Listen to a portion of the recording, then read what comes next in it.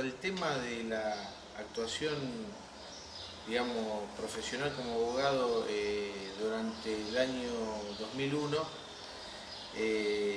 bueno, fueron días muy intensos, porque todo el 2001 fue un año, digamos, donde se vio un ambiente de mucha agitación y donde las organizaciones de desocupados, los trabajadores y el pueblo en general estaban muy movilizados frente al hambre y a todo lo que ocurría. Nosotros nos ubicamos en una organización en la cual todavía estamos, que se llama Liber Pueblo, que la integramos, en ese momento la integrábamos Amilcar Monti, yo, algunos otros abogados, y tuvimos un trabajo de apoyo a los movimientos de desocupados que trabajaban con el centro en el barrio Santa Lucía primero, porque desde allí se empezaron a organizar distintos procesos de lucha que tienen un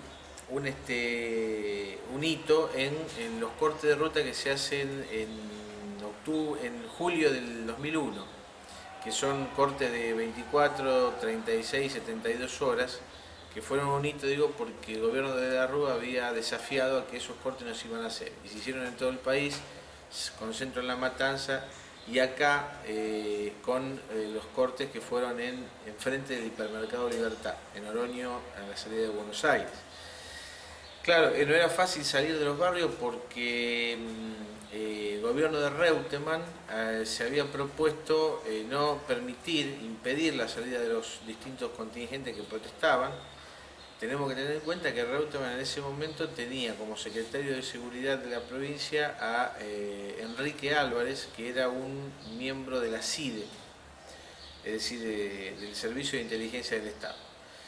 Y bueno, y armaba operativos de todo tipo para impedir que los colectivos que iban a hacer las distintas marchas salieran de los barrios.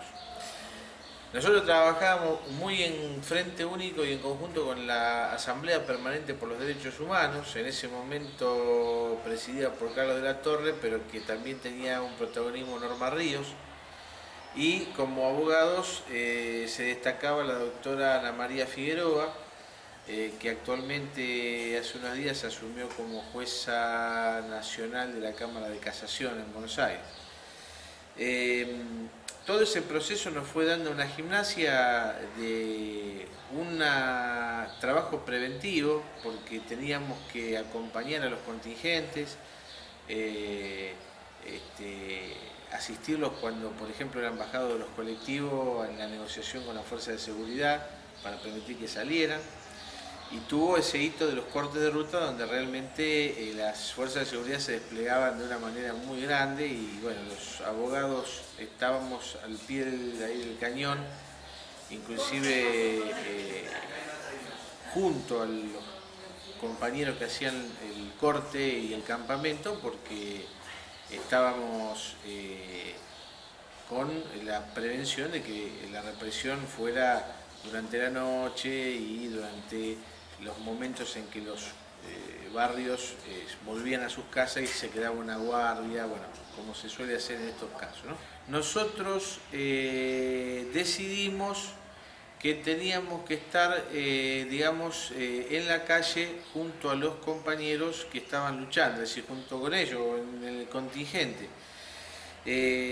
Vamos a los días, digamos, del 19 y 20. Hay que tener en cuenta que eran días de gran agitación. Algunos lo definieron como una situación revolucionaria objetiva, es decir, había un estado de cosas que no se aguantaban más y se olía en el aire la cuestión de que se precipitaba un cambio. Llegando el día 19, esto era evidente, pero claro, se cruza en el medio la declaración de estado de sitio de Fernando de la Rúa.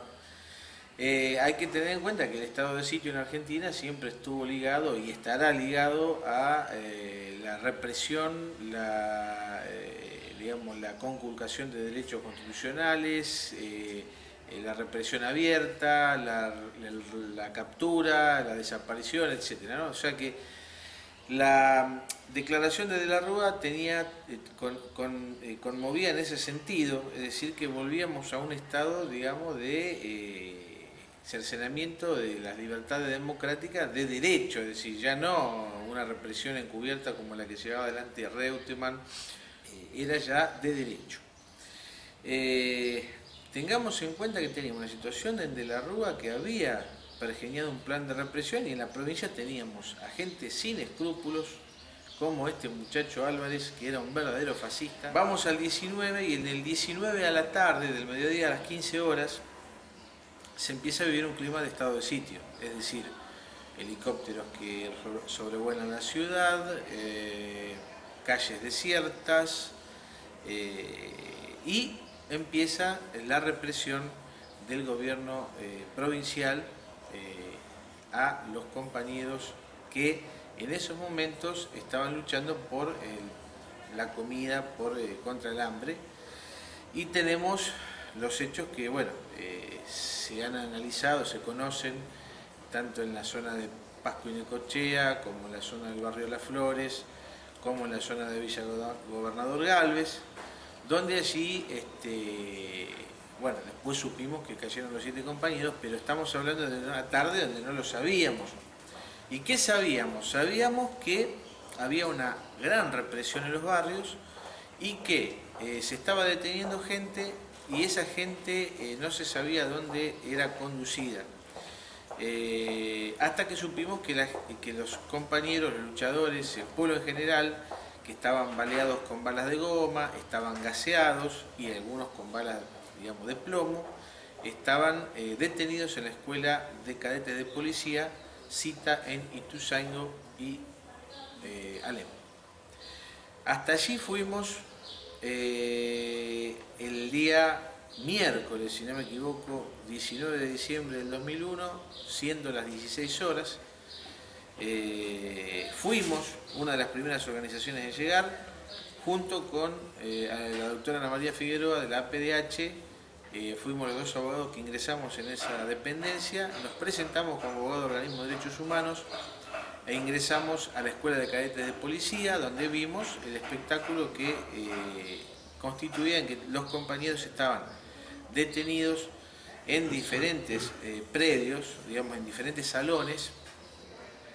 Y la doctora Ana María Figueroa, a la iniciativa de ella, comenzamos a hacer un censo de detenidos con nombres, apellidos, edad y qué grado de herida o qué consecuencia tenía cada uno. Eso está escrito, está en ese trabajo que yo les menciono. Y eso aproximadamente duró unas 2 horas y media, o digamos, duró más, pero nosotros, Liber Pueblo, digamos, salimos de ahí una vez que vimos que no había, digamos, desapariciones, sino que estaban, entre comillas, blanqueados los compañeros que estaban ahí adentro. Fuimos a tomar cartas en el asunto con otros compañeros que sí podían estar en peligro, digamos, físico por el estado de sitio decretado. Estamos hablando de las 6, 7 de la tarde. Ahí recuerdo que cuando salgo de la escuela de cadete de policía ya había un cordón policial, ya había mucha gente en la puerta, había otros abogados. Recuerdo al doctor Aníbal Facendini, si mal no me recuerdo, y recuerdo al abogado y amigo Federico Garat, que estaba sentado en un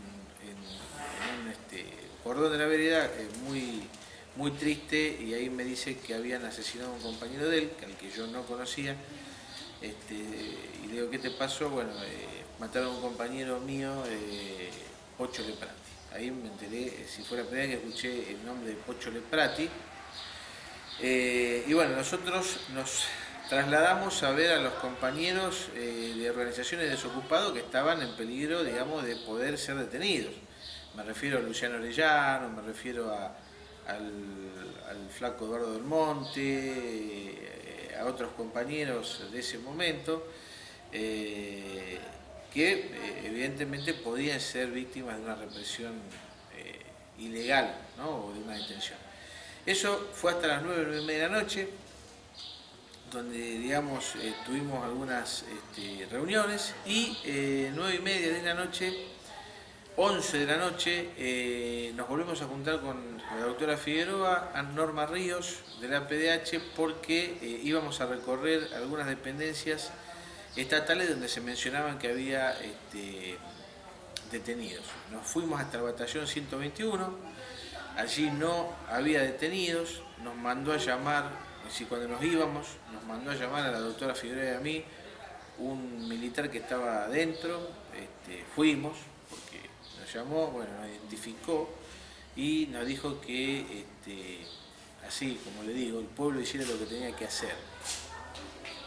Que no se iban a movilizar fuera del predio y que no había ningún detenido, cosa que pudimos ver, digamos así, a grosso modo, porque no nos metimos en la dependencia, pero era así, estaba todo apagado, no había movimientos. Y desde allí nos trasladamos a la comisaría Sub-21, que sí había detenidos, muchos, porque estamos hablando de una subcomisaría que está entrando al barrio de Las Flores, está San Martín y Muñoz, por ahí, por la vía. Bueno, y a todo esto estamos hablando ya que eran las 12:30, 1 de la mañana. Es decir, que allí comienza a cambiar la situación, porque de esa Rosario, digamos, si se quiere, espectral, porque no había gente en la calle, había, como ya les reitero, un estado de sitio, helicópteros, etc., y tiros y muertos. Comienza a dar una situación donde el pueblo, las capas medias, los sectores del centro comienzan a marchar. Me acuerdo que la avenida Pellegrini era un hervidero de gente, y la gente marchaba hacia el monumento a la bandera. Allí cambia la situación, allí cambia porque el estado de sitio es vencido. Y bueno, y después esto tiene otro capítulo el día 20, donde renuncia De la Rúa con el helicóptero, etcétera, etcétera. Posteriormente, con esto, nosotros, digamos, consideramos que ese hecho fue un triunfo de las fuerzas populares, de los que habíamos estado luchando esos periodos anteriores para que esto sucediera. Y seguimos con la cuestión de la denuncia de la represión. El día 26 de diciembre se hizo la primera denuncia contra Carlos Alberto Reutemann, muchacho, el secretario de Seguridad Enrique Álvarez, que fue en la APDH, donde nosotros, junto a la Norma Ríos, a Carlos de la Torre, al doctor Amílcar Monti, quien les habla, y otros compañeros, hicimos la primera denuncia, que fue a la Comisión de Derechos Humanos de la ONU en Ginebra. Y bueno, allí comienza, digamos, una lucha que es encontrar y castigar a los verdaderos responsables de la represión del 19-20 en la provincia, que bueno, hasta ahora ha tenido resultados no muy satisfactorios. Nunca más nadie habló de Enrique Álvarez, no se sabe dónde está. Fue un personaje nefasto. Y el gobierno de Carlos Alberto Reutemann, del cual nosotros estamos convencidos que las órdenes de represión vinieron del gobernador Reutemann.